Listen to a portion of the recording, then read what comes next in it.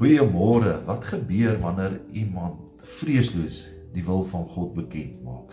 Ons lees in Handelinge 19 hoe Paulus die stad Efese daar in Klein-Asië, vandag se Turkye binnestap met een doel en dit is om God se wil vreesloos bekend te maak.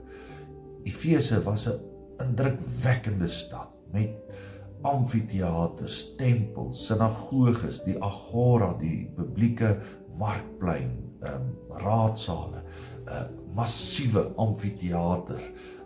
Paulus stap hierdie stad binne en hy maak die wil van God bekend.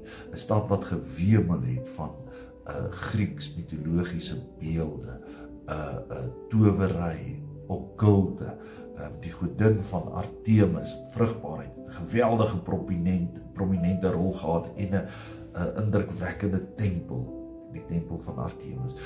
En Paulus kom maak die wil van God vreesloos bekend, dat God almal in geloof deur Jesus Christus wil red en dat God ons geroep het om goed te doen. God het ons lief en hy wil hê ons moet goed doen, goeie werke doen.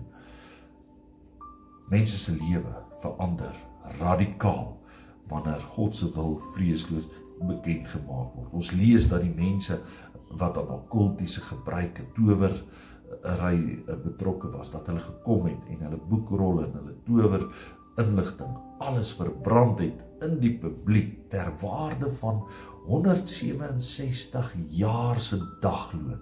'n Massiewe klomp geld. En dit verander mense se lewens radikaal en hulle begin God te vrees en Jesus te verheerlik, omdat Paulus vreesloos die wil van God bekend gemaak het. Ek en jy word ook geroep om vandag vreesloos God se wil, God se goeie plan, God se liefde in Jesus, God se oproep van ons om goeie werke te doen, om van die wêreld 'n beter plek te maak. Vreesloos moet ons dit doen. En ons word diep bewus as ons Handelinge 19 lees, dat die evangelie die krag het om mense se lewens radikaal vir altyd te verander. Mag jou en my vreeslose getuienis, of dit nou by die werk of by die skool of rondom 'n braai of in 'n vergadering, waar die Here ons ook al stuur, dat ons vreesloos die liefde van God sal uitleef en ons goeie werke sal doen sodat God verheerlik kan word. Dit gaan die wêreld verander. Mooi week.